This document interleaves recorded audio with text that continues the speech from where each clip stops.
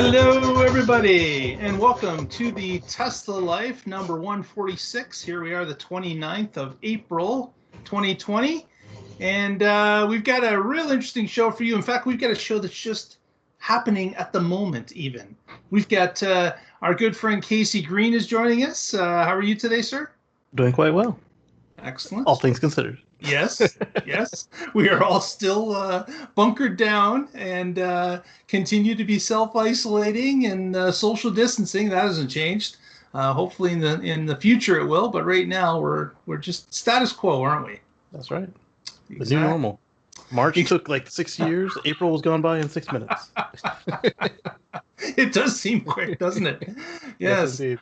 Also joining us is Mr. Patrick Connor, who is just offline right now because he's listening to the earnings call, which is going to be part of our show tonight. We're going to talk and discuss. He's listening to the last couple questions that are being broadcasted live at this moment. So he'll be joining us once that call ends. So we decided to start the call or our own show and start to move through some of the news items to get you people involved, and then we'll hit the Q1 earnings call at the end of the show or near the end of the show.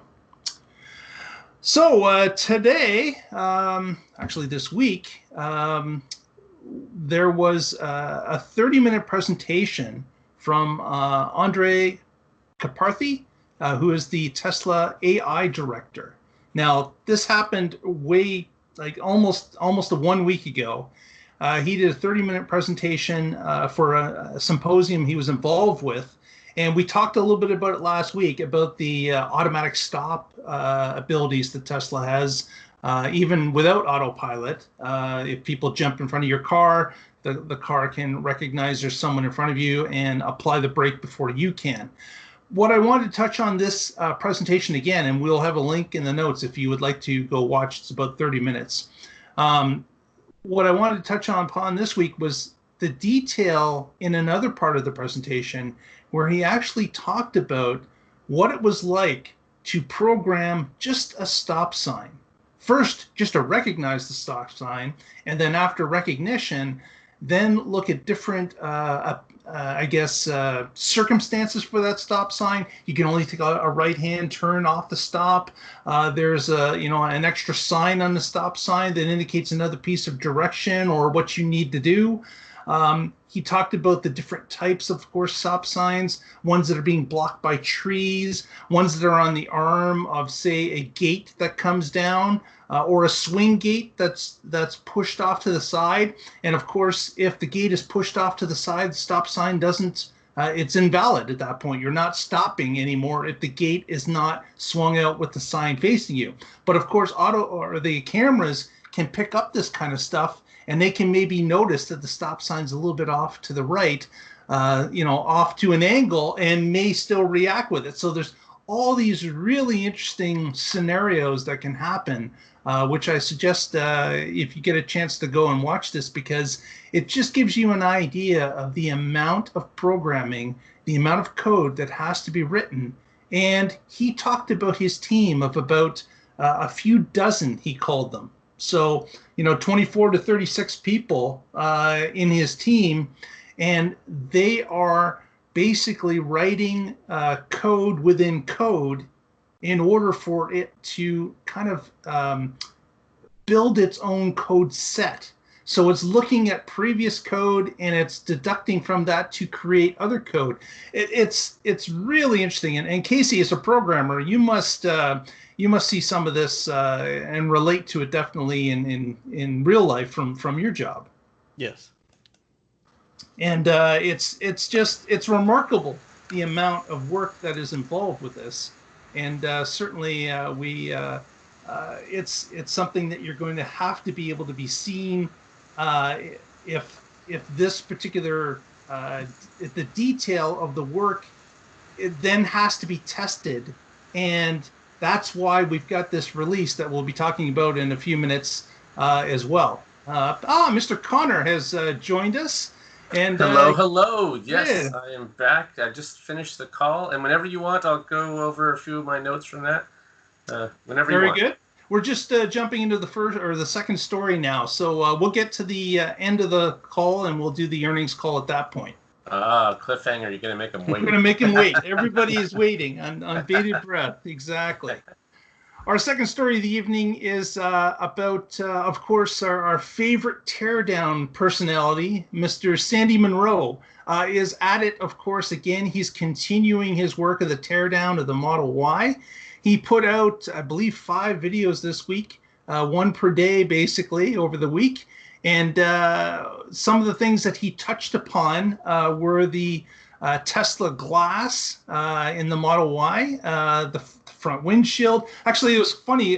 They have shown many pictures of the car in different state of teardown, and I commented to a few people previously about how the window kind of dips down on the passenger side. It dips into a V kind of pattern, which was unusual. And they actually touched upon that. Many people were asking, why does the windshield dip so far into the car? Well, this, of course, is a resting area for the wipers. They go, of course, below the trunk lid to keep down on noise and for, of course, the wipers to be affected by the wind at all times, push down into the trunk area, and that's what this extra large space of rectangular, or I guess triangle type space of glass is used for. And yeah, that's exactly. Smart. Yeah, you want to cut, especially when you don't have that white noise of an engine drowning everything out. You can't have as much wind noise, so smart on their part. Yeah, and smart, aerodynamics. but it's arc. Yeah, got the arc of the wiper blades, absolutely. Yes. And Sandy did say that it's not unheard of. It's just not common.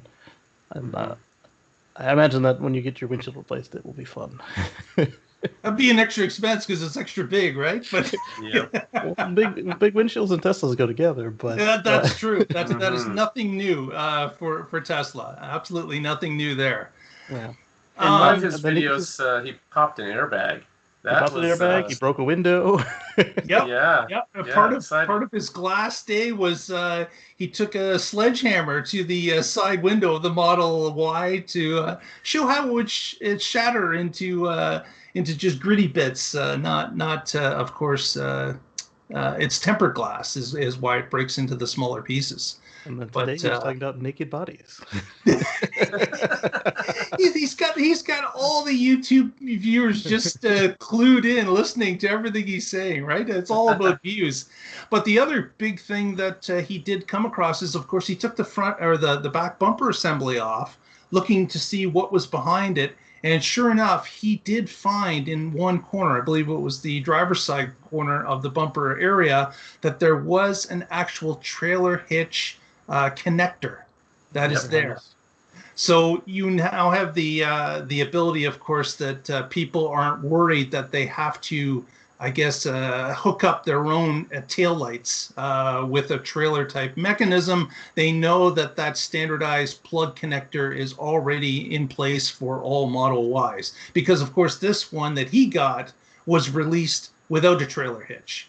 So that's telling you that you've got the wiring harness at your disposal if you decide to install a trailer hitch after the fact. Right, so that makes aftermarket installation a whole lot easier, whether you're getting it done at a third party or even by Tesla. Yeah. So that's great. Less labor hours, and you know it'll be done right. Now I'm curious at this point, when we first saw the initial teardowns of the Model 3, and we saw that the board already was pre-wired for trailers, but the car itself was not. Was that right?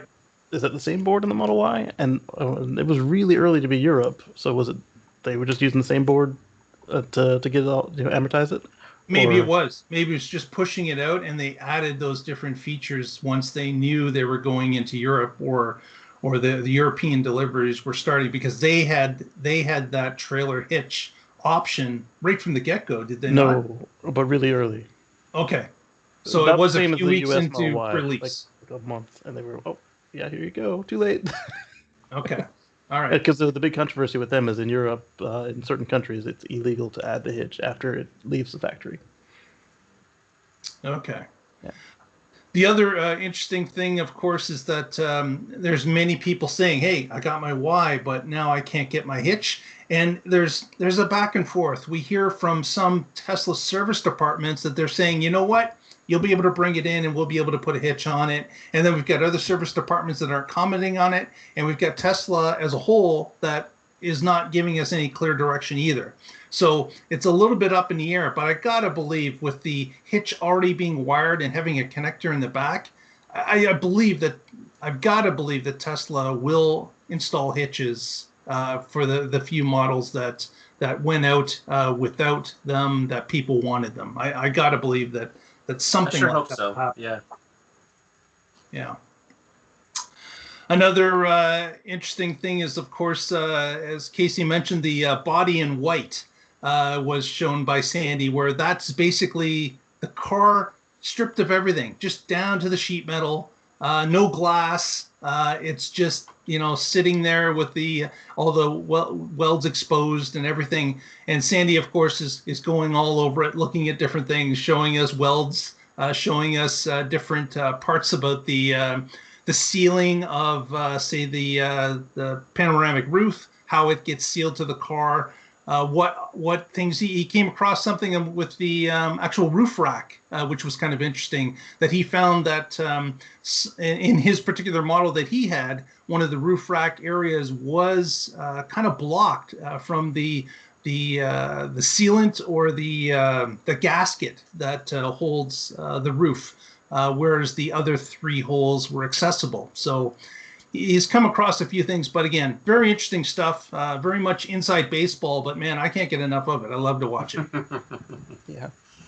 One interesting one I thought was he saw that there were mounts at the rear that might allow for an air suspension in the future.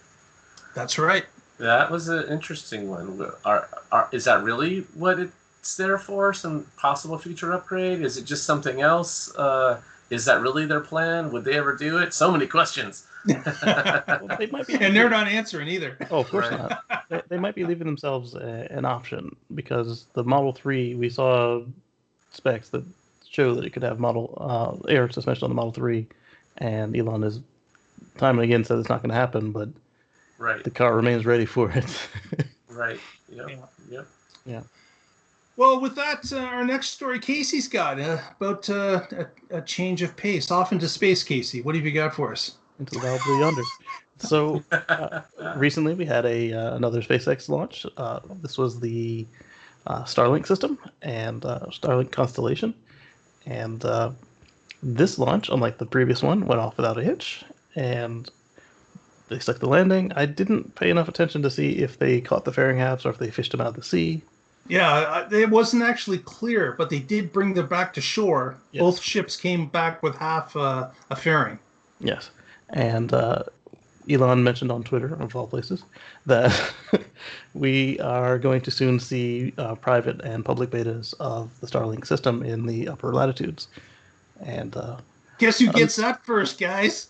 A number of us volunteered. Canada is on that map. Let me tell you, North America. That's where we're sitting. So looks like we're going to get first dibs on that. You're the North America. Yes, that's nice. Right. We're the north of North America. Exactly. I'm above the 45th. Come on, I gotta get in on this. That's true. They said the northern U.S. is part of it as well. So it'll be interesting to see if they actually, when it gets to that public trial, what we get to see, or if we get to see some of the action on the private trial as well. It'll be interesting to see. Yeah, I would like Tesla to be the first customer of this for SpaceX at all of their superchargers. Install that pizza box sized dish and provide Wi-Fi when you stop to charge, and then you could stream Netflix right there on your screen without using the premium connectivity package if you're on their local Wi-Fi. I think that'd be awesome. You could update your maps. Yeah, you could get software updates. You could play games. You could watch movies. All that stuff. They could collect stuff for their neural network for the intersections you've gone through recently. Yep. And they could also hook up a camera, and they could use it for security purposes of their sites. Yep. Oh, awesome. They could put it in a nice glass box, make it pretty. Put it on a pole. Use it as a sales opportunity, because now I want one of those. I live in the woods. Yep. I don't right now, but Yeah. And if you wanted to go to a supercharger, you could check on your phone and see the video of how many spots, or see if they've been iced or not, or whatever. Look at that. That'd be awesome. They could give a feed to the towing company, and the towing company could remove the ice cars. Yes, and then you can report them so they get towed. By the time you get there, you've got a spot. There you go. Man, we ought to work for Tesla. That's the problem here. Is we get all these great ideas together, just spitballing over a podcast. And almost all of them were no extra charge. Yeah. There we go. This is why we should be in their beta. That's awesome. right. That's right. And we're talking about a gigabit throughput and around 10 milliseconds response time. That's really good internet, especially since they are targeting areas that are not currently served by ultra high-speed internet. That is awesome. Gigabit. Yeah. So, but what, 430 some that are now in orbit? 422, with two going out of the air to make it an even 420. And then they also. So they're actually taking a few of them are coming out of orbit, right? They're purposely bringing them down. Out. Yeah. Yes. They also changed their geometry as they do their orbit rays to make them less conspicuous to land-based astronomy. Cool. Right. Yeah. Okay. Very good. So we'll keep our eye on that and relay news once we hear it. Casey, you've got some exciting news about a new release. Yes. So Tesla released a new software update. Go figure. 2020.12.6. And I got it in the group of everybody. I didn't get it early this time. But I did my thing, and rather than just push update and then run out with the camera and get everything wrong like I've seen all over YouTube, I sat down with it, spent a couple hours, and I've actually got a video sitting in my editing deck. But because I got a new camera that shoots in 8K, it was on the shelf behind me, but now, because I was downloading from it, it's right here. Okay. But because it shoots in 8K, my computer is like crushed trying to handle trying to keep up with the size of it. Yeah. Yeah. So that should be online either later tonight or sometime tomorrow.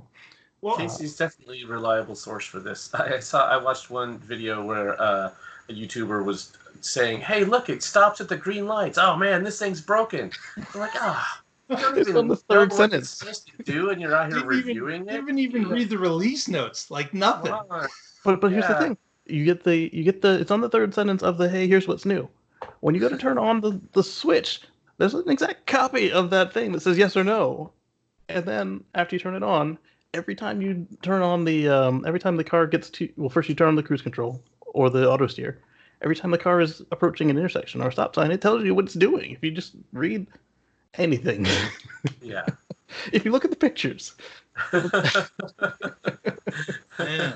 And so I did take it through its paces and found that it was a 890 some odd meg download, which is a heck of a lot for a point upgrade, especially considering that this system was actually in there for the last for the wide public for the last 3 releases, and even further back on the private beta before you get it. Further back, even more so if you were like a Tesla employee or a friend of the company, etc. But so I don't know that all of this update was just this feature, because it's very simple to just say, all right, this person's allowed to use it now. And so I went ahead and took it through its paces to see what else had changed, and the autopilot behavior seems to be more refined on the highways, and of course, obviously on city streets. And the smart summon is remember on my last update 2020.12.5 it tried to cause a crash. It seems to have been dialed back. It's still super confident, like more than you'd think it should be for what it can do. But I was no longer scared that I actually sat in the car for this one rather than send it off with my wife, and I was not afraid that it was going to go smash into stuff. And then I got out and did a regular smart summon, and it ran off into a corner somewhere. I don't know why, but it very quickly, like, it only did 3 car lengths in the wrong direction, and then it quickly recovered itself and then did what I expected it to do. It does slow for corners, but not much. Not enough for your liking, right? Right. Yeah. So I think that the next thing we'll see soon will be the not smart park, but the auto park. The The auto park, right? Yes. Reverse summons? Is that... Reverse summon. But I don't think the company is using that one so much, because reverse summon to them is a classic summon going backwards. Yeah, but we've called it reverse summon. We have. Yeah. Anti-summon. So you've tried it, Casey, with the testing of the lights, coming up to it, having to signal with either the accelerator pedal or the toggle on the. I'm sorry, the what would that the be? gear stock. Yeah, the gear stock. Not the gear stock, but I have the autopilot stock, because I have a The autopilot. legacy car. You're not in the free. Yeah. Yes. Yeah. So I found that using the confirmation stock, just like when we used to have to confirm navigate on autopilot turns, was a lot more robust for me versus the accelerator pedal. It sometimes didn't understand what I was telling it. And the yellow lights that you get that are flashing at crosswalks and school zones and fire stations. Not that the school zones were active for obvious reasons, but the fire station and the crosswalks were still active, and it freaked the heck out. So I had to manually just push the accelerator pedal. But when you are pushing the accelerator pedal, it's not looking out to stop from crashing into anything. So pay extra attention when your foot's on that pedal. Yeah. And on most roads that are not classified through and through as highways, you cannot speed an inch above the speed limit. You can put your foot down, and again, caveats about crashing into stuff, but you can still keep auto steer on and go faster than the speed limit, which I had to do on a road where it thought the speed limit was 40 when it was 55. Oh, yeah. You don't want to be going 40 on a 55. No. That'll get you a lot of gestures thrown your way. For sure. I mean, because even the 55 is pushing exactly. it, but at least that way you get the cops on your side on that one most of the time. They're not as strict in that as they say in the release notes. If the road is classified as a Super 2, which is the 2-lane roads that have on ramps and off ramps and limited crossroads and limited traffic lights, it will let you speed to the set point. So 5 miles an hour if it's a lower speed road, or I guess the autopilot speed limit on the other roads. But I found that that was kind of sketchy. Like getting onto the freeway near me, headed south, or no, headed back towards me, so headed north on the freeway south of me. The on-ramp was classified as a city street, so I couldn't get above the speed limit to get onto the highway. Get onto the highway, yeah. Yeah, that was fun. Okay. Then there were regular city streets that were misclassified, and it let me do 10, 15 over. So you win some, you lose some. Yes. But that none of that applies if you are on just traffic-aware cruise control with the automatic stop for stoplights, because you're steering. So you can do, again, up to the cruise control speed limit at that point. Right. Be very careful with that.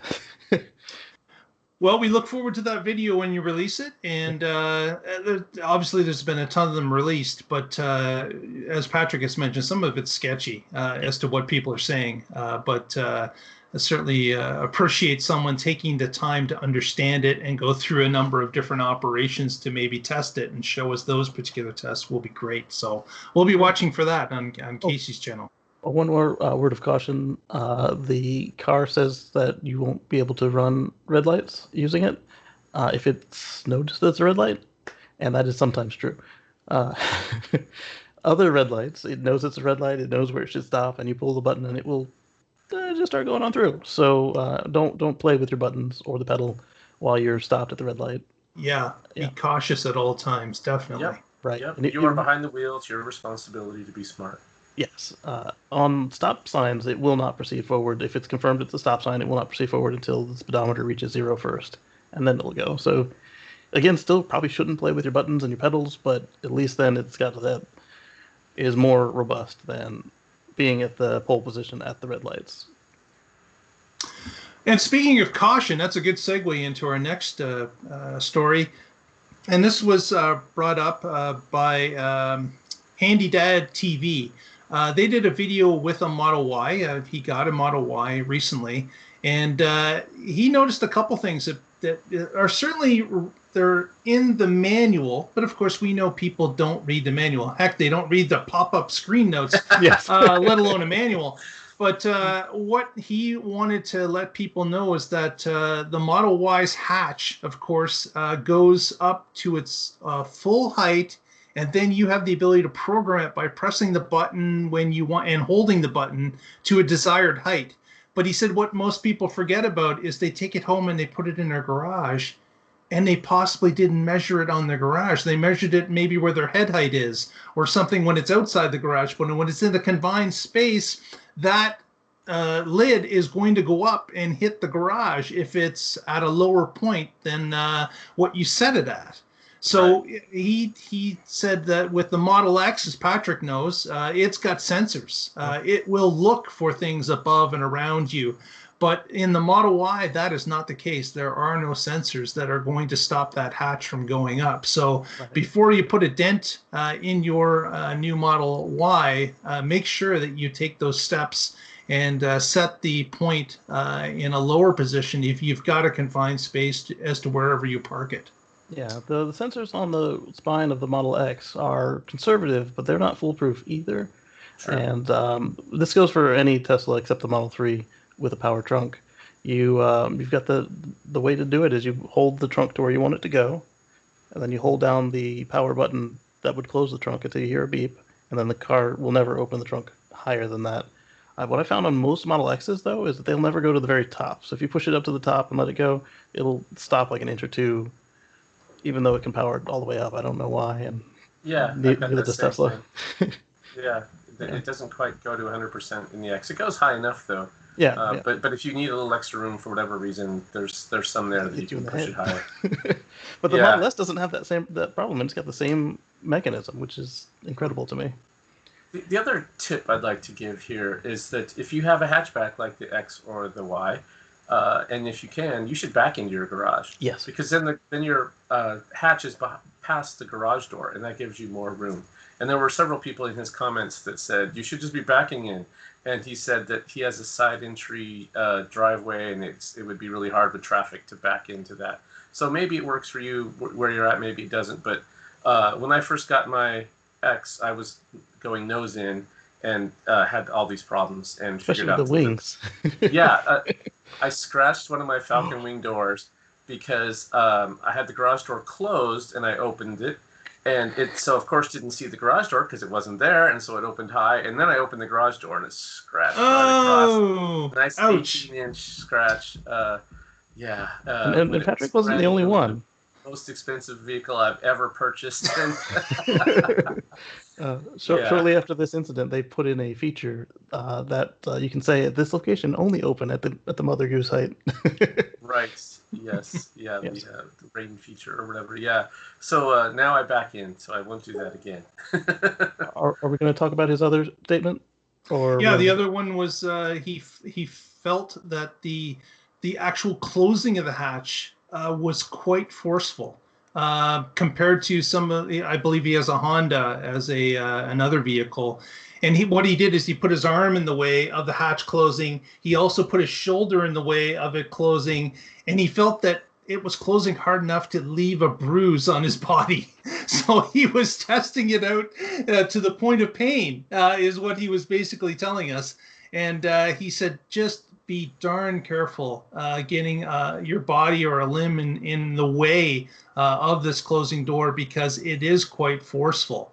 Now, will Tesla adjust such a thing? I wanted to ask the two of you, have you ever gotten an arm or a limb caught in one of your Model X's closings? So I always test these safety features out. I would recommend rather than putting your body into an unknown force opening, start with like a broom handle covered in terry cloth or microfiber cloth and see how it reacts. And then move on to seeing if it'll be all right with you. And then if it's all right with you, then you can decide if it's safe to leave. To be honest, we don't know if he tried things previously, but the video was just his arm. It doesn't seem that he did, because then he wouldn't say about how bruised he is. He'd say, hey, it snapped my broom in half. So this my Model X, when I got it, the door force was much higher than it is today. And the first thing I look for when I test these things out is I look for the pressure trim around the opening to see if that is directly impacted. It looks like a rubber gasket, but it's not. It's actually it measures force, and if something is stuck in there like a little child's finger, it will automatically reverse. But the problem when the X came out was that, and for quite a while after, to the point that mine is not in the beginning of the batch by any means. It's late 2018. The pressure sensor, the force, the torque, the resistance, however you want to say that, whatever it's measuring, it was higher than it could have been. And in fact, they actually made it worse. It was fine for a while. And then there was an update that I guess they didn't check it or the value was set too high. And then people started crushing vegetables in their car. And I made a video. I'm like, stop crushing vegetables in your car. Just wait for the update. And Falcon wing doors and a juicer. Falcon wing doors and the hatch was doing it at the time too, but nobody ever did it with the hatch. Oh my goodness. Yep. Yeah, so definitely be cautious out there. Keep an eye on what's going on with your closures, but yes. Just be warned. Someone has done it for you and has warned you. So now keep that in mind as you go forward with the vehicle. Yes, and with that, like I said, all the vehicles except the Model 3 have had some sort of power closure in their lifetime, and so this is not a new concept to Tesla. It seems it was probably the same situation that happened to Model X, where some value was input wrong or somebody didn't fully test the way that it would be expected, and then we should hopefully see that fixed on a future update. But if you do have a Model Y already, do your broom handle test. Again, cover it in something soft so you don't scratch your paint or mar your broom, and then maybe send the results of that over to your nearest service center. Very good. Very good. Another piece of information just came in, actually, was that Tesla has now sold, as of last quarter, 100,000 Powerwalls. Mm-hmm. So that is kind of dovetails into our next story, is the Australian utility who has rolled out a couple of phases that we spoke about before, about having Powerwalls attached to a homeowner's house with solar. They have now pushed forward an interest-free loan to up to 300,000 houses to be connected to this interest-free loan to get yourself a Powerwall and basically be part of what they're calling a virtual power plant. So that they've already rolled this out to about 1,000 homes. It's been such a success. They've been able to show how it's helped not only the homeowners themselves, but the actual grid, that they want to roll this out to up to 300,000 homes with these interest-free loans for Powerwall. So we'll keep our eye on that as they start to roll out. But that is a huge step up. And imagine if 1,000 Powerwalls is helping a utility with a virtual power center, 300,000 homes is, man, that's a huge step up. That's going to be real interesting to see what the actual end game is with a system that large. Yeah, that is awesome. I think it's really cool that it's so distributed. It's not only does it affect you locally, like when your power is out, you're good to keep going. The argument was always that that the large batteries are remote from where they need to be, and that there's transmission losses. But now, if your local substation goes down and your whole neighborhood kicks in to help, that whole argument is moot. But I still think it's awesome to have the large right there. Battery. You'd be powering your neighbors in your neighborhood. There's no significant transmission loss there at all. Exactly. Yeah, and one of the problems with renewable sources like wind and solar is that they're intermittent. Well, if you have adequate storage in between, now you know exactly how much capacity you have there, and the grid can draw on that whenever it wants. Yeah. So that's the solution to the problem of having a significant amount of renewables on your grid, is to have batteries that are acting as a cache, as a buffer in between that, and then all of those problems go away, and you can go to 100% renewable energy grid. Yep. Without it, it's a real problem. You have to have peakers responding and all these other things, but put the right amount of storage in there, problem solved. Yep. There was some critiques I heard recently about a documentary that won't be named here, that they did some of this faulty logic, assuming that the renewables, that they're intermittent. The sun goes away at night. Oh, the waves aren't always blowing. The wind isn't always going. There were so many logical fallacies in that thing that will not be mentioned. It was horrible. it was just, everything has a carbon footprint, so forget it all and just do whatever. It's not perfect. Why try? That's not a solution. They were handing out guns when people were leaving the theater, saying, "End it now, because there's no hope whatsoever." Yeah. Oh my goodness, terrible. Yeah. Another quick piece of information: Green Nioli, the hacker, that white hat hacker that goes in and checks code for Tesla, he's come back with some information that says that he believes that full self-driving has options in the code that could allow that to be a service that you could pay for on a monthly basis or a limited basis, as opposed to buying it all at once. He's indicating that code has been there for quite some time, and of course it's just something that Tesla has to flick on or off based on what levers they're wanting to pull in order to sell cars or sell services. But it was kind of interesting that people have talked about this in the past. Could we rent basically full self-driving or pay for it monthly when we want to? And of course, there's nothing stopping the software to allow us to do that. It's just whether or not Tesla wants to do that at this time or sometime in the future or not. But it was actually saw. Breaking news here. This was the first question in the investor call today, and I will tell you exactly what Musk said. Full self-driving will be offered as a subscription service by the end of this year. Buying it is probably the best option from a monthly payment perspective, and it'll help the resale value of your car that way. But if you would rather reduce your initial cost and then add it at some point in the future, they will have this subscription as an option because customers have asked for it, and their whole mission is to, I think he said something very mathematical, like increase the customer happiness under the curve. Yes. And so if this is the way you prefer to have it, then it will be an option. Yeah, it might not be the best one compared to just having it in your car payment, but it's what if customers want it, they'll make it available. Once he described it like that, I mean, I'd seen the green analysis, but once I heard Elon describing it, it reminded me immediately of the rental solar panels. Again, it's going to be cheaper to own your solar panels and over time, but it's going to increase the value of your house. But say you don't have the initial money, or you ended up leasing, now you get to enjoy the hardware and software as well. Yep. Interesting. So just before we get into more of that, just wanted to let you know that there was an on-again, off-again plan for Fremont Factory. There was notification sent out to some of the early workers to come in and maybe get things started.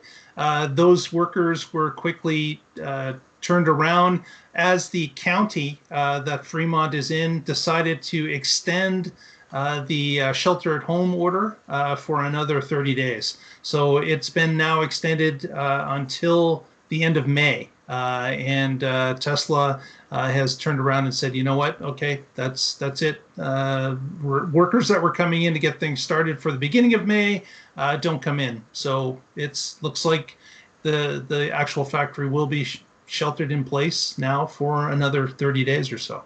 Yeah, and I hate to say we told you so. When we said they said Star Wars Day, and we're like, no way. We have not seen anything that says we're that far along this curve that we can start up again. So and before the county jumped in, I saw a bunch of people pointing at the data and saying, "Hey, Elon, why don't you wait another handful of days till May the 11th, where they will have been fully in the middle of having flattened the curve? Whereas if they did Star Wars Day, there was a very real chance that they could have taken a nearly flat curve and set it into a spike."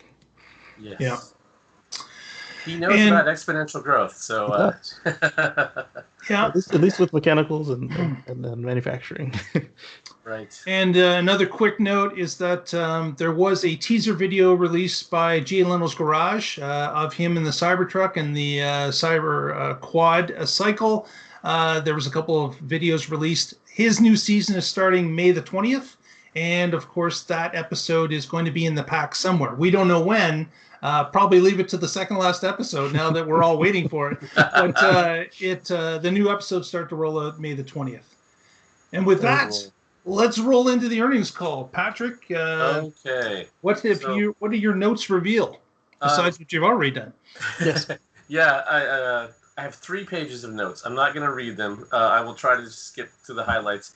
And if you're really interested in this, I suggest you guys all go watch it or listen to it, I should say. It's at ir.tesla.com, IR being investor relations.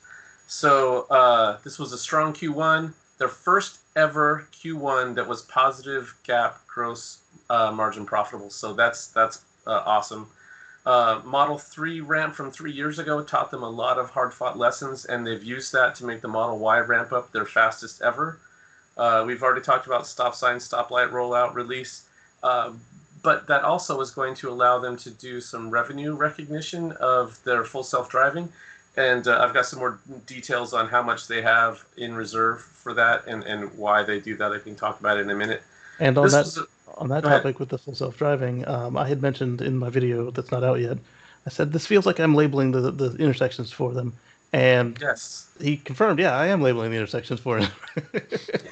Yes, that's very true. With all of this, their neural network learns from people using it. And it will expect some action, whether or not you actually have the feature enabled. It's in shadow mode.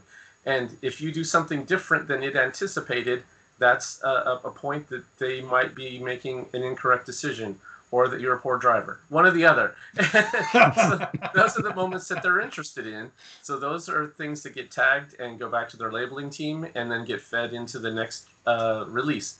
So yes, every time you're driving your Tesla, if you have hardware 2.5 or 3, you are helping the car learn, including these new features. They talk about the whole cycle in here too. Okay, so 400-mile Model S. So the EPA, so 2 months ago, they have made a change to the batteries and to the system, and they expected to get a 400-mile rating from the EPA. They didn't. They got 391. So they went and looked at the logs to figure out why they didn't get what they expected. And they found that the car had been left with the door open and the key fob in the car, which put it into driver expected mode. So the car had stayed on all night in this high power mode, ready to go, and then got the test. So they've pointed this out to the EPA and asked them to retest, and they are highly confident that the Model S will get a 400-mile EPA rating for cars going all the way back to 2 months ago, March 1st. So that was kind of funny. Yep. And the holdup with that one is they're waiting for the office to open back up from stay at home. Yep. Like everything. Yeah. The Model Y has a 2-piece casting for the rear body, and that's revolutionary. They're talking about how the letter had 70 parts shown for the Model 3, down to 2 for the Model Y, and they expect that 2 to soon become 1. And he told Sandy Munro on a podcast that they shared that they expect that machine that makes that 1-piece casting to be bigger than a house. Bigger than a house, yeah. Right, yes. And inspired by the die-cast model. Like, hey, yeah. Look, if they can die-cast a car, why can't we die-cast a bigger car? Yeah, exactly. They talked about the heat pump. This is obviously a new feature for the Model Y, and it's one of the main reasons that the Model Y can get as good a range as the Model 3. It's just one of the little improvements that they've made, even though the Y is a larger vehicle. The Model Y customer satisfaction is very high. They expect the Model Y to become Tesla's best-selling vehicle as production ramps on it. And speaking of the octave valve, they clarified in writing that it is octo valve because it was in contention whether it was octave valve or octo valve. It is octo valve. Yes, everyone who speaks. I was really concerned. Yes. Okay. Model Y production in Shanghai is underway. Actually, they are. I shouldn't say the factory production. Yes, the production of the factory is underway. They had pictures of the factory being developed, and they also pointed out that the Shanghai factory, when it's done, will have cell production 3 production, Y production, and overall will be their largest gigafactory. They even commented that maybe they should start changing the name to Terafactories. So as they're doing more gigafactories, each one gets bigger. That was the end of Musk's comments. Kirkhorn, their CFO, talked next. He said Model 3 margins continue to improve in Shanghai. Gross margins overall continue to improve. Musk commented in another part that they are improving the cost of the vehicles and improving the vehicles. He said any fool can improve the cost by taking things out of a vehicle. But what you want to do is make it a better vehicle and reduce the cost. Now, that's a more difficult problem to solve. And they weren't going to make changes until it could meet both of those criteria. Gross margins overall. Solar Roof version 3 has had a lot of rollout overhead costs, and they are working on improving that.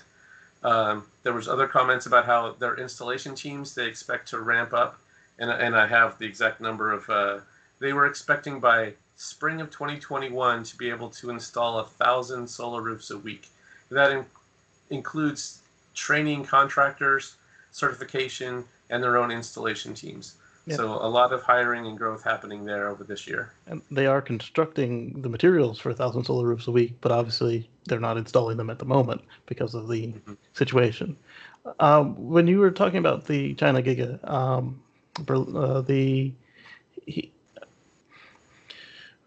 the Model 3 subsidy fixed by tomorrow China time. I didn't get the full on that. What?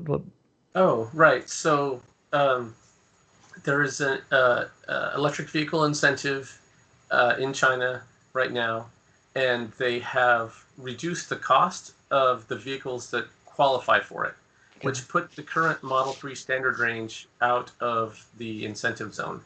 And so Tesla is reducing their price so that they then again qualify for the incentive. And part of that is that they are increasing the number of parts that are locally sourced, and locally sourced parts mean they don't have to be shipped and it's cheaper. And no taxes. Exactly. Yeah. So that's one. They are looking at a lot of ways to improve their costs, and as their volumes ramp up in Shanghai, they're able to reduce the cost and pass that on to the customers and make it in this incentive. Okay. Yep. Let's keep rolling. There's we already talked about full self-driving, the car price in China coming down. Musk talked about how Tesla is continuing to invest in new technology and advancements in electric vehicles even during this. There was a comment, Andy Grove said that a crisis defines which businesses are winners and losers. I forget the exact quote.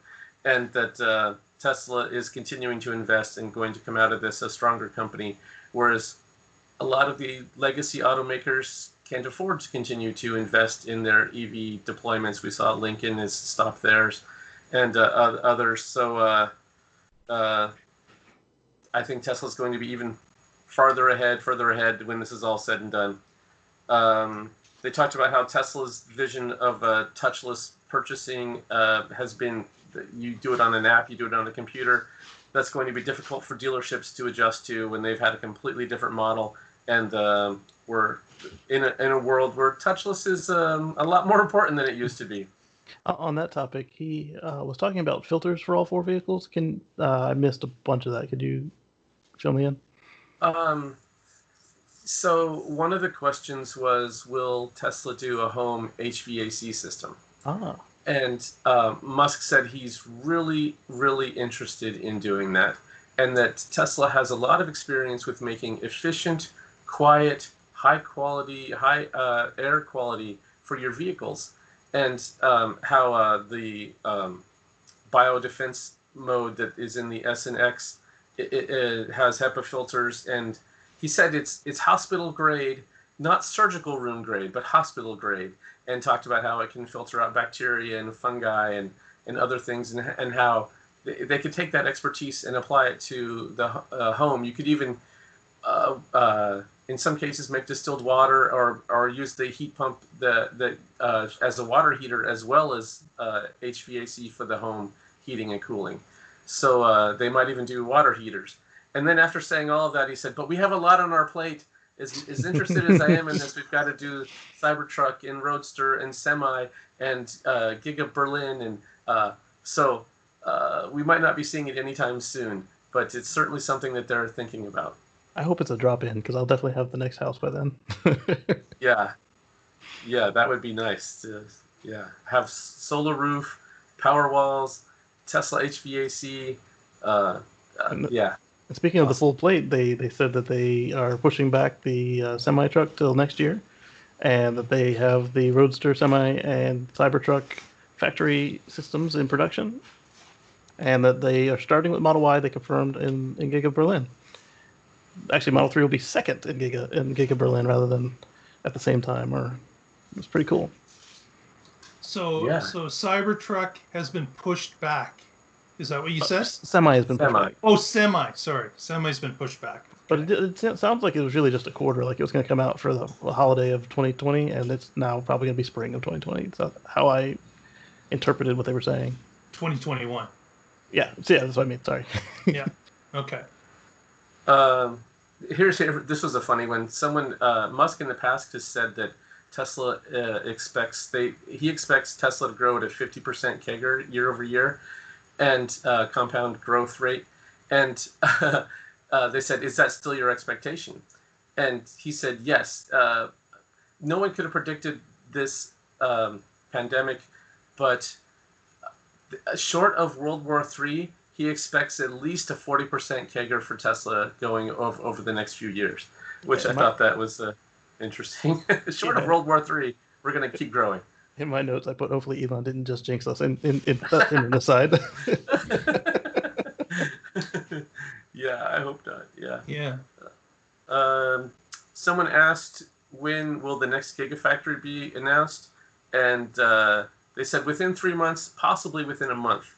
So that's interesting. And then the question was, how many will you have in 5 years? And they said several more. Yeah, no commitment there. All right, next topic, solar roof and home HVAC we talked about. Someone asked, why don't they just buy peaker plants and convert them instead of selling them batteries? And I thought that was interesting. Musk's comment was, my brain is full. I hadn't even thought about that, and I don't have room to think about anything else.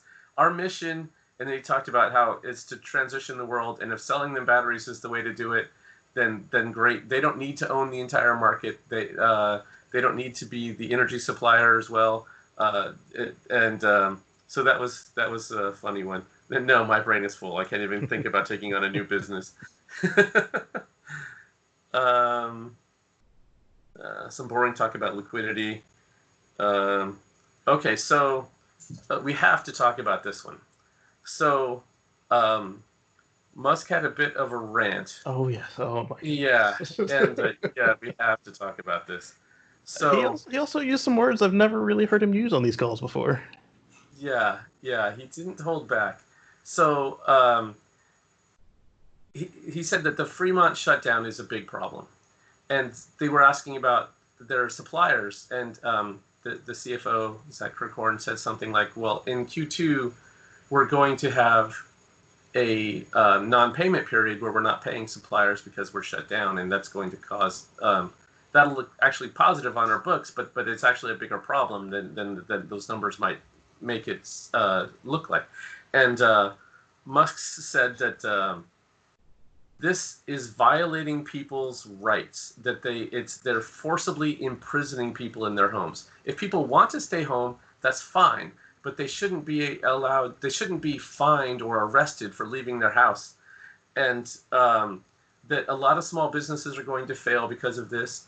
Things that people have worked their whole lives to build, and that their businesses they're going to be lost, and some of those will even be Tesla suppliers. And the bigger that's a small part of the picture, but the big picture here is that he said, "Give people back their goddamn freedom."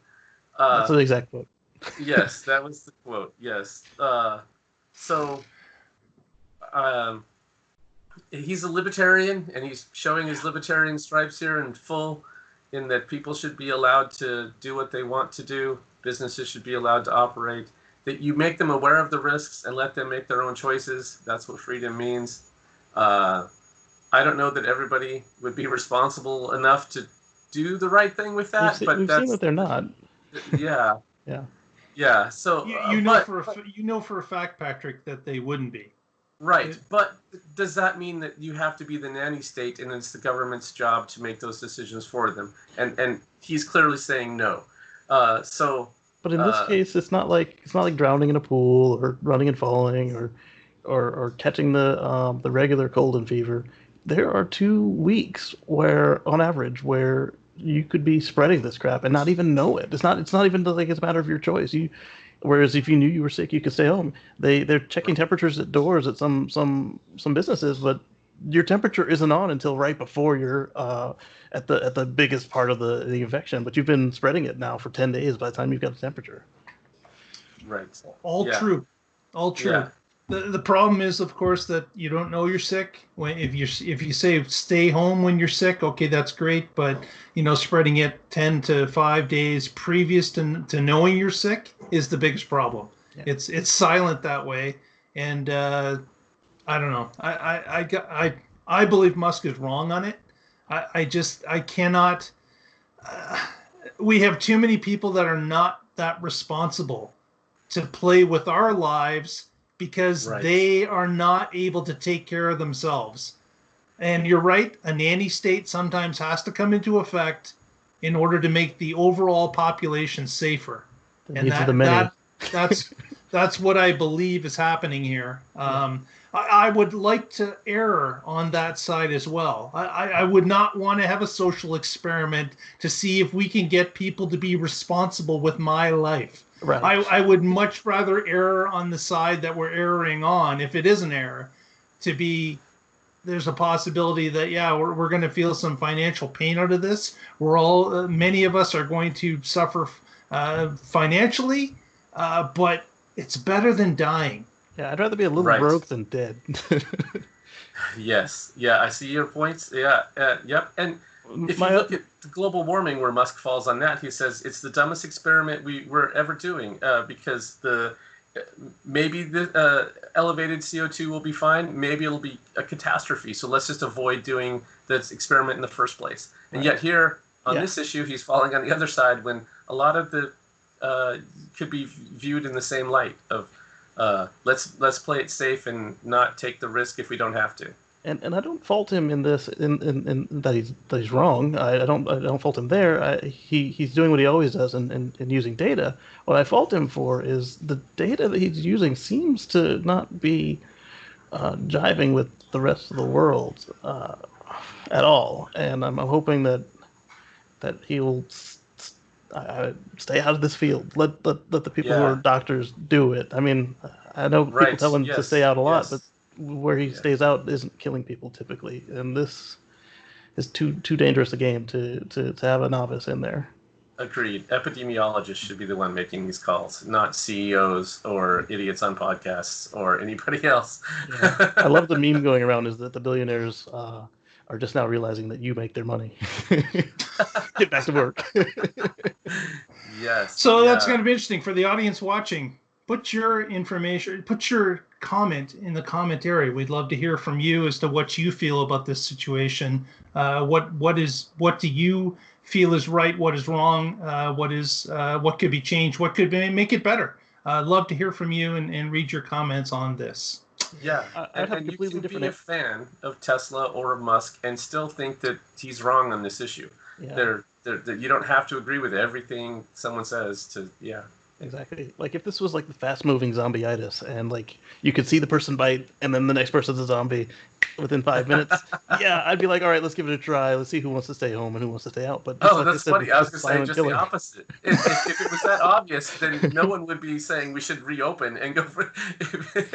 Right. That's like this. That's like this. The Skittle pack thing. If you have a pack of 100 Skittles and you know that 2 of them are poison, would you still dip in and take a couple because the odds are in your favor? Yeah. No, you throw the whole package away.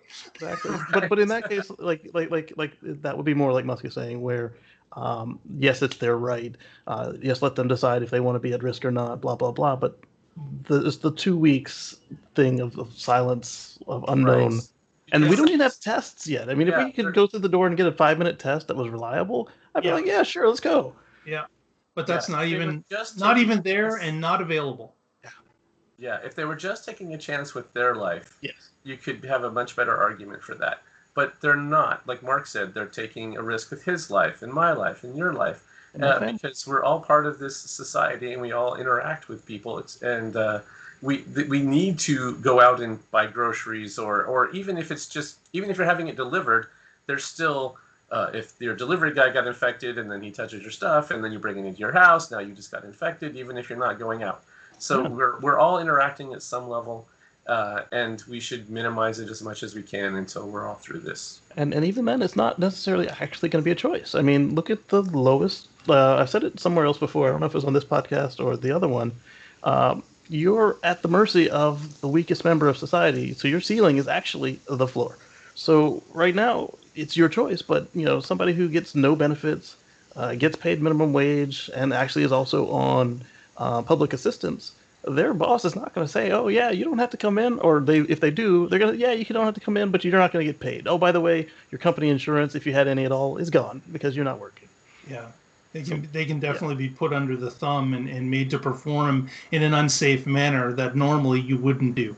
Yeah, but. With that happy ending today, we wrap up the show, and we will talk to you next week. If you haven't already, please subscribe to the show. Give us a thumbs up. It helps us out, gets us in the eyes of new people on YouTube, helps to promote it. With that, Mr. Green, any parting thoughts? Yes, in a few hours, either, like I said, later tonight or later tomorrow night, look for my thorough review of 2020.12.6. at youtube.com/KCGreen. That's KACEYGREEN. Very good. Mr. Connor.